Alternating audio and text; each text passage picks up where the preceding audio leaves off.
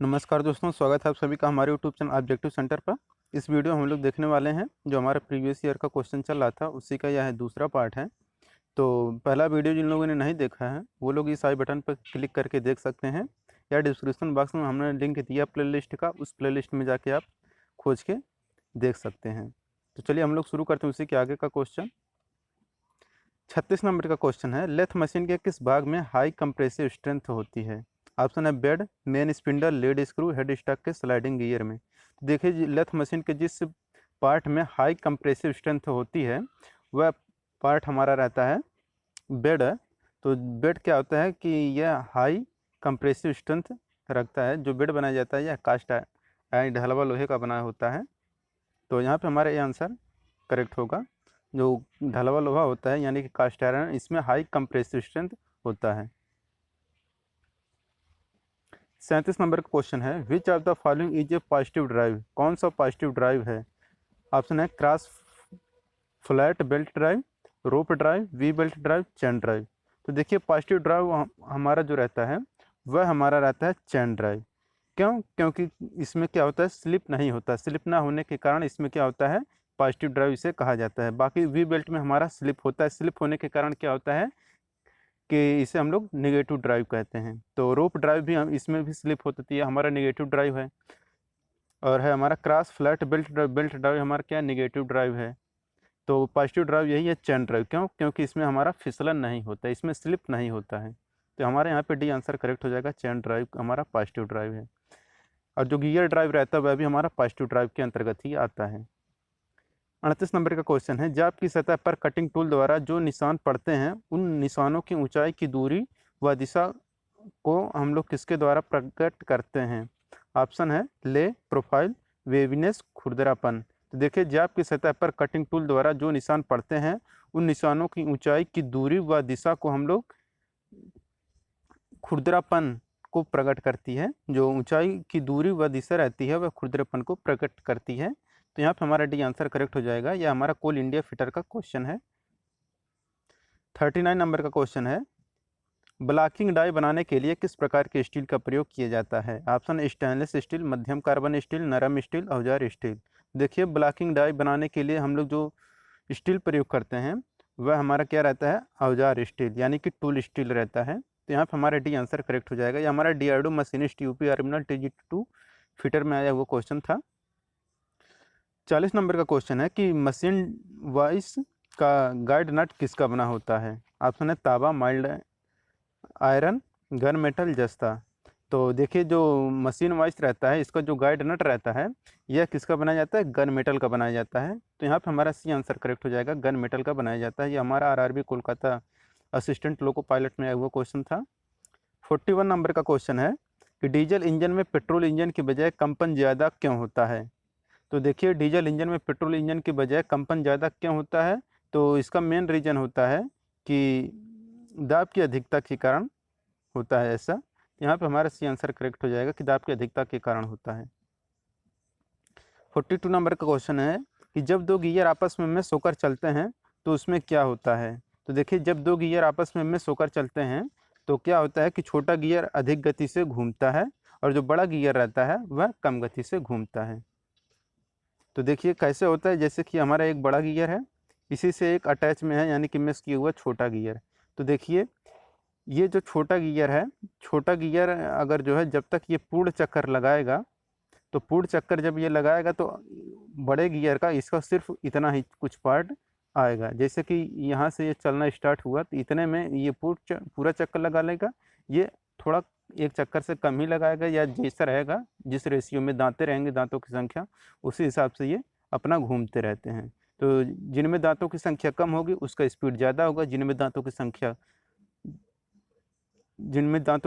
कम होगी उसका स्पीड ज़्यादा होगा, जिनमें दांतों की संख्या ज़्यादा होगा उसका स्पीड कम होगा। 43 नंबर का क्वेश्चन है कि 273 केल्विन पर जल इतने ही तापमान की ही बर्फ की तुलना में शीतलन में कम प्रभावी होता है, ऐसा इसलिए है क्यों?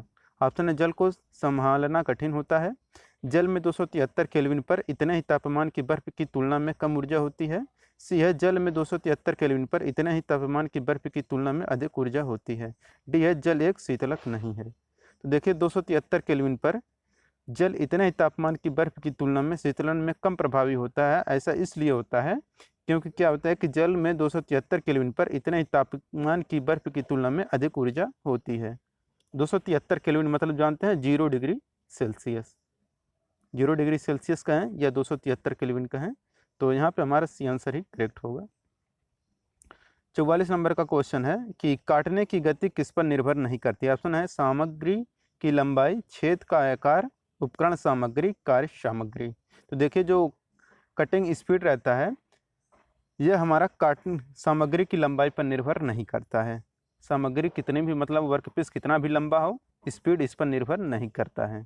किस पे करेगा? छेद का आकार कैसा, इस पे निर्भर करेगा। उपकरण सामग्री मतलब किस मटेरियल का है, अलग अलग मटेरियल के लिए अलग अलग कटिंग स्पीड रखा जाता है। और वर्कपीस मटेरियल, वर्कपीस का जो मटेरियल है उस पर हार्ड है, मृदु है, या फिर कैसा सॉफ्ट है, हार्ड है, कैसा है, उस आकार पर ये निर्भर करता है। यानी किस कार्य की सामग्री पर निर्भर करेगा, उपकरण की सामग्री पर निर्भर करेगा और छेद के आकार पर निर्भर करेगा, जबकि सामग्री की लंबाई पर निर्भर नहीं करेगा। तो यहाँ पे हमारा ए आंसर करेक्ट होगा। ये हमारा नोएडा मेट्रो मेंटेनर फिटर में वो क्वेश्चन था। 45 नंबर का क्वेश्चन है, यदि एक मरीज मुंह से श्वसन प्रक्रिया सही ना करे तो प्राथमिक उपचार को निम्न अनुसार करना चाहिए। ऑप्शन है तुरंत चिकित्सा सहायता ढूंढें, टूटी हड्डियों को देखें, शरीर को कंबल से गर्म रखें, नाड़ी और नेत्र चक्षु की जांच करें। तो देखिए इसमें क्या रहता है कि यदि एक मरीज मुंह से श्वसन प्रक्रिया सही से ना करे तो प्राथमिक उपचार को हम लोग क्या करना चाहिए, सबसे पहले कि तुरंत चिकित्सा सहायता ढूंढना चाहिए। तो यहाँ पे हमारा ये आंसर करेक्ट होगा। 46 नंबर का क्वेश्चन है कि फ्लैट छेनी धारा कॉन्वेक्स यानी कि शक्ल में ग्राइंड होती है क्योंकि ऑप्शन है इससे धार तेज बनती है, बी है इससे कटिंग करते समय छेनी उछलती नहीं है व कट सही पड़ती है, सी है इससे धार मुड़ती नहीं है, डी है इससे छेनी ग्राइंड करने में आसानी रहती है। तो देखिए फ्लैट छेनी धारा कॉन्वेक्स शक्ल में ग्राइंड होती है क्योंकि इससे कटिंग करते समय छेनी उछलती नहीं है व कट सही पड़ती है। तो यहाँ पे हमारा बी आंसर करेक्ट होगा। दोस्तों अगर वीडियो आपको पसंद आ रहा हो तो वीडियो को ज़रूर लाइक कर दें, और जो लोग लाइव देख रहे हैं वो लोग वीडियो को शेयर जरूर करें अपने दोस्तों के साथ, और जो लोग हमारे चैनल पर नए हैं वो लोग चैनल को जरूर सब्सक्राइब कर लें। 47 नंबर का क्वेश्चन है कि इलेक्ट्रिक आर्क वेल्डिंग की मुख्य विशेषता क्या होती है या कौन कौन सी विधियाँ होती हैं। ऑप्शन है carbon arc welding, metal arc welding, automatic hydrogen welding, D है उपरोक्त सभी। तो देखिए इलेक्ट्रिक आर्क वेल्डिंग की जो मुख्य विधियाँ होती हैं वह हमारा कार्बन आर्क वेल्डिंग भी होता है, मेटल आर्क वेल्डिंग भी होता है, और ऑटोमेटिक या एटॉमिक हाइड्रोजन वेल्डिंग, ये एटॉमिक हाइड्रोजन, ऑटोमेटिक नहीं है, एटॉमिक हाइड्रोजन वेल्डिंग होता है। और इसलिए यहाँ पे हमारा डी आंसर करेक्ट हो गया, उपरोक्त सभी। ये हमारा MES फिटर ट्रेड्समैन में आया हुआ क्वेश्चन था। ये हमारे DRDO फिटर में आया हुआ क्वेश्चन है जो कि बहुत इंपॉर्टेंट है। बताइए इसमें क्या होगा सही, कि इनमें से कौन सा निकिल का अयस्क नहीं है। ऑप्शन है गार्नीराइट, पेंटेलेन डाइट, लिमेनाइट, निकोलाइट। तो देखिए जो निकिल का अयस्क नहीं है वह हमारा लिमेनाइट है। तो लिमेनाइट यहाँ पे करेक्ट आंसर है कि ये हमारा क्या है, निकिल का अयस्क नहीं है, जबकि गार्नीराइट और पेंटेलेन डाइट और निकोलाइट ये सब निकिल के अयस्क हैं। 49 नंबर का क्वेश्चन है कि टेपर टर्निंग करते समय टेल स्टॉक की ऑफसेटिंग की जाती है। ऑप्शन है टेल स्टॉक पर आधार ऑफसेट करके, टेल स्टॉक का स्पिंडल ऑफसेट करके, टेल स्टॉक की ऊपरी बॉडी ऑफसेट करके, पूरा टेल स्टॉक ऑफसेट करके। तो देखिए टेपर टर्निंग के समय टेल स्टॉक की जो ऑफसेटिंग की जाती है वह हम लोग किस पर करते हैं कि टेल स्टॉक का स्पिंडल ऑफसेट करके हम लोग टेल स्टॉक की ऑफसेटिंग करते हैं टर्निंग करते समय। यहाँ पे हमारा भी आंसर ही करेक्ट होगा। 50 नंबर का क्वेश्चन आप लोगों आंसर में बताएं कि बेल्ट ड्राइव में स्लिप का दोष होता है, इससे क्या प्रभाव होते हैं। देखिए यहाँ है बेल्ट ड्राइव में, बेल्ट ड्राइव स्लिप होता है, हम बोले थे ना स्लिप होने के कारण हम लोग इसे निगेटिव ड्राइव कहते हैं। तो देखिए मशीन धीरे धीरे घूमती है, मशीन तेज घूम सकती है, दोनों पुल्लियों का गति अनुपात अलग अलग होता है, उपरोक्त में से कोई नहीं। तो देखिए बेल्ट ड्राइव में स्लिप का दोष यह होता है कि दोनों पुल्लियों का जो स्पीड रेशियो होता है वह अलग अलग हो जाता है स्लिप होने के कारण। जब स्लिप होगा तो दोनों पुल्लियों का रेशियो अलग अलग हो जाता है। 51 नंबर का क्वेश्चन है कि ये जो चिन्ह दिख रहा है त्रिभुज का, यह क्या प्रदर्शित कर रहा है। तो देखिए ये जो प्रदर्शित कर रहा है यह ग्राइंडिंग फिनिश्ड को प्रदर्शित करता है। यहाँ पे हमारा सी आंसर करेक्ट होगा। 52 नंबर का क्वेश्चन है, what is the taper of shank in a drill standard Morse taper. एक मानक ड्रिल मोर्स टेपर में शंक का टेपर होता है, कितना होता है ये टेपर मोर्स टेपर का। तो ये देखिए जो रहता है ये रहता है 1/20 का, यानी कि 20 में 1 का रहता है टेपर। 53 नंबर का क्वेश्चन है, एक अच्छे स्नेहक को कौन सा गुण नहीं होना चाहिए। ऑप्शन, विभिन्न तापमान पर विस्कोसिटी यानी कि श्यानता नहीं बदलना चाहिए, लंबे समय तक प्रयोग करने पर गाढ़ा हो जाता है, मशीन पार्टों में घर्षण करने पर गाढ़ा हो जाता है, स्लाइडिंग पार्ट्स के मध्य प्रेशर को दूर करता है। तो देखिए एक अच्छे स्नेहक को जो गुण नहीं होता है वह हमारा रहता है कि विभिन्न तापमान पर विस्कोसिटी नहीं बदलना चाहिए।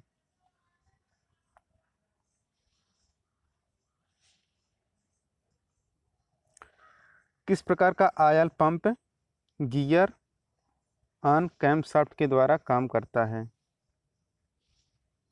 ऑप्शन है रोटर किस्म, वीयर किस्म, प्लंजर किस्म, गियर किस्म। तो देखिए जिस प्रकार का आयल पंप गियर ऑन कैम्पशाफ्ट के द्वारा काम करता है वह क्या रहता है हमारा गियर किस्म का। यहाँ पे हमारा डी आंसर करेक्ट होगा, गियर किस्म। 55 नंबर क्वेश्चन है कि प्रोपेलर शाफ्ट में सामान्यतः 2 प्रकार के जोड़ होते हैं, निम्न में से कौन से हैं वो। तो सार्वभौमिक तथा विसर्पण जोड़, विसर्पण तथा स्प्लाइन जोड़, संचारण तथा विभेदी जोड़, यू जोड़ तथा सार्वभौमिक जोड़। तो देखिए प्रोपेलर शाफ्ट में सामान्यतः 2 प्रकार के जोड़ होते हैं और वो कौन कौन से रहते हैं। तो रहते हैं सार्वभौमिक जोड़ और विसर्पण जोड़, यही 2 होते हैं हमारे प्रोपेलर शाफ्ट के 2 प्रकार के जोड़। ये हमारा डीआरडीओ मैकेनिक डीजल में आया हुआ क्वेश्चन था। ये देखिए ये हमारे इसरो टेक्नीशियन प्लम्बर में आया हुआ क्वेश्चन है। In the absence of overhead tank water is distributed through. Overhead tank की अनुपस्थिति में पानी किसके द्वारा वितरित किया जाता है। ऑप्शन है न्यूमेटिक सिस्टम द्वारा, बी है बकेट सिस्टम द्वारा, लिफ्टिंग सिस्टम द्वारा, ट्रॉली सिस्टम द्वारा। तो देखिए कि जो ओवरहेड टैंक की अनुपस्थिति में जो पानी को हम लोग वितरित करते हैं, इससे हम लोग किसके सहायता से वितरित करते हैं, न्यूमेटिक सिस्टम, यानी कि ये गैस प्रणाली नहीं रहेगा, ये रहेगा वायु चालित सिस्टम, न्यूमेटिक सिस्टम द्वारा हम लोग करते हैं पानी को वितरित। 57 नंबर क्वेश्चन है, भारतीय मानक IS 1570 भाग 1 1993 पुनः पुष्टि के अनुसार FEE 220 के द्वारा यांत्रिक गुणों के आधार पर नामित स्टील का अर्थ है कि स्टील में क्या होता है।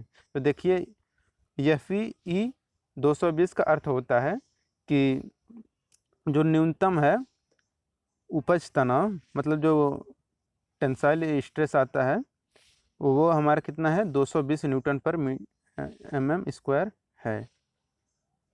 तो जो टेंसाइल रहता है ये हमारा उतना रहता है। वर्ग डी में कौन सी लगी आग आती है, आपको बताना है। तो देखिए वर्ग डी के अंतर्गत जो लगी आग रहती है वह हमारा रहता है विद्युत से लगी आग रहती है। तो यहाँ पे हमारा ये आंसर करेक्ट हो जाएगा। विद्युत से जो लगी आग रहती है यह हमारा क्लास डी के अंतर्गत आता है। लकड़ी व कागज़ से जो लगा रहता है यह हमारा क्लास ए के अंतर्गत आता है। तरल पदार्थों से जो रहता है यह हमारा क्लास बी के अंतर्गत आता है और जो गैस रहता है हमारा क्लास सी के अंतर्गत आता है। तो आप लोग इसे याद रखिएगा, जो विद्युत रहता है लगी आग, विद्युत से लगी आग क्लास डी के अंतर्गत आता है। लकड़ी व कागज़ से लगी आग क्लास ए के अंतर्गत आता है। तरल पदार्थों का क्लास बी के अंतर्गत आता है। जो गैस से आग लगती है वह क्लास सी के अंतर्गत आता है। 59 नंबर का क्वेश्चन है कि चिपिंग के लिए कौन से टूल का प्रयोग करते हैं। ऑप्शन है प्लायर, ड्रिल, हैमर, चीजल। तो आपको पता होगा कि चिपिंग करने के लिए हम लोग जो टूल यूज करते हैं उस टूल का नाम है चीजल। यहाँ पे हमारा डी आंसर करेक्ट होगी। हमारा सेल दुर्गापुर स्टील प्लांट में आया हुआ क्वेश्चन है। 60 नंबर का क्वेश्चन जो कि हमारा Lucknow metro rail corporation maintainer fitter में आया हुआ क्वेश्चन है। Which type of flame is not used in oxy acetylene gas welding. Oxy acetylene gas welding में कौन सी ज्वाला हम लोग उपयोग नहीं करते हैं। ऑप्शन है neutral flame, nitrogen flame, oxidising flame, carburising flame. तो देखिए आपको पता होगा कि नाइट्रोजन जो फ्लेम होता है इसका प्रयोग हम लोग ऑक्सीएसिटिलीन वेल्डिंग की ज्वाला में नहीं करते हैं। न्यूट्रल फ्लेम में जो रहता है कि ऑक्सीजन और एसिटिलीन का जो रेशियो रहता है यह 1:1 में रहता है, और जो ऑक्सीडाइजिंग फ्लेम में रहता है इसमें ऑक्सीजन की मात्रा ज़्यादा होती है और जो एसिटिलीन की मात्रा होती है वह कम होती है। और जो कार्बोराइजिंग फ्लेम रहता है इसमें एसिटिलीन गैस की मात्रा ज़्यादा होती है और जो ऑक्सीजन गैस की मात्रा होती है यह कम होती है। तो आपको पता चल गया होगा जो नाइट्रोजन फ्लेम होता है इसका प्रयोग हम लोग ऑक्सीएसिटिलीन गैस वेल्डिंग में नहीं करते हैं। तो ऑक्सीएसिटिलीन गैस वेल्डिंग में कौन कौन से हमारे फ्लेम बनते हैं? न्यूट्रल फ्लेम होता है एक ऑक्सीडाइजिंग फ्लेम होता है और कार्बोराइजिंग फ्लेम, यही हमारे 3 मुख्य होते हैं। 61 नंबर का क्वेश्चन है कि high carbon steel contents which percentage of carbon.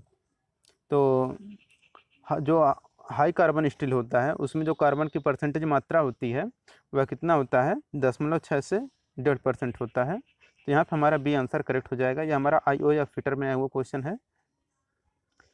62 number का क्वेश्चन है कि लेथ मशीन में निम्न में से किसका प्रयोग डेप्थ ऑफ कट के लिए प्रयोग किया जाता है? ऑप्शन है cross slide, compound slide, tell stock, tool को एडजस्ट करके। तो लेथ मशीन में जिसका प्रयोग करके हम लोग डेप्थ ऑफ कट के लिए किया जाता है जिसका प्रयोग, वह हमारा क्या रहता है?